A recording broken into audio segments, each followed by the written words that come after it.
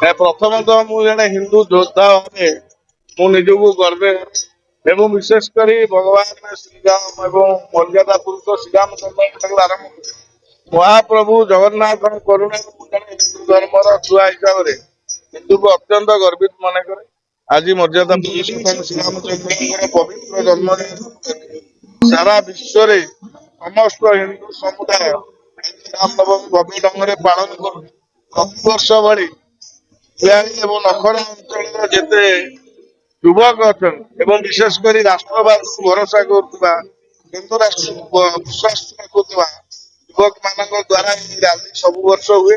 ଆମର ପରମ ସୌଭାଗ୍ୟ, ଆମେ ଅତ୍ୟନ୍ତ ଆନନ୍ଦିତ। ଏ ବର୍ଷ ଅତ୍ୟନ୍ତ ଭବ୍ୟ ଏବଂ ନଖରା ପର୍ଯ୍ୟନ୍ତ ଆପଣ ପ୍ରତ୍ୟେକ ଛକରେ ଦେଖିବେ ସାଧାରଣ ଜନତା ଛକକୁ ଆସିକିରି ଭବ୍ୟ ଢଙ୍ଗରେ ସ୍ୱାଗତ କରେ। ଗୋଟେ ଭଲ ପରମ୍ପରା ଲକ୍ଷଣ। ତିଆଳି ବଜାରରେ ମଧ୍ୟ ଦେଖିଲେ ଜାତି ଧର୍ମ ବର୍ଣ୍ଣ ନିର୍ବିଶେଷରେ ଅନ୍ୟ ସମୁଦାୟର ଲୋକ ଆମର ଏହି ଶୋଭାଯାତ୍ରାକୁ ସ୍ୱାଗତ କଲେ ମଧ୍ୟ ଗୋଟେ ଭଲ ଲକ୍ଷଣ। ଏବଂ ଆମେ ସମସ୍ତେ ଗୋଟେ ହିନ୍ଦୁ ରାଷ୍ଟ୍ର ପରମ ବୈଭବଶାଳୀ ହିନ୍ଦୁ ରାଷ୍ଟ୍ର ଗଠନ ଦିଗରେ ଆଗକୁ ଯିଏ ତାର ଅୟାରମ୍ଭ ଏବଂ ଧୀରେ ଧୀରେ ଅଗଣିତ ଭାରତୀୟ ଏଥିରେ ସାମିଲ ହଉଛନ୍ତି ଏବଂ ଏଠି ନେତୃତ୍ୱ ନେଉଥିବା ମୋର ସମସ୍ତ ଯୁବକ ମାନେ ଏ କାର୍ଯ୍ୟକ୍ରମର ଶ୍ରେୟ ନେଉଛନ୍ତି, ତାଙ୍କୁ ଅନେକ ଅନେକ ଧନ୍ୟବାଦ। ମାନସ ରଞ୍ଜନ ପଣ୍ଡା, ବିଶ୍ୱ ହିନ୍ଦୁ ପରିଷଦ ଜିଲ୍ଲା ସଭାପତି, କଟକ ସଦର।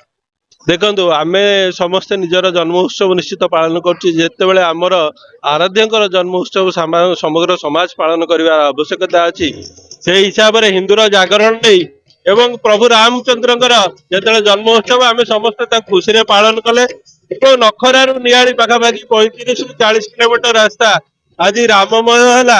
ଏ ମଧ୍ୟ ଏକ ଖୁସିର ବାର୍ତ୍ତା ସମାଜକୁ ଗଲା। ତ୍ରିଲୋଚନ ବେହେରା, ନିଆଳି। ଦେଖନ୍ତୁ, ଆଜି ହେଉଛି ପବିତ୍ର ଶ୍ରୀରାମ ନବମୀ।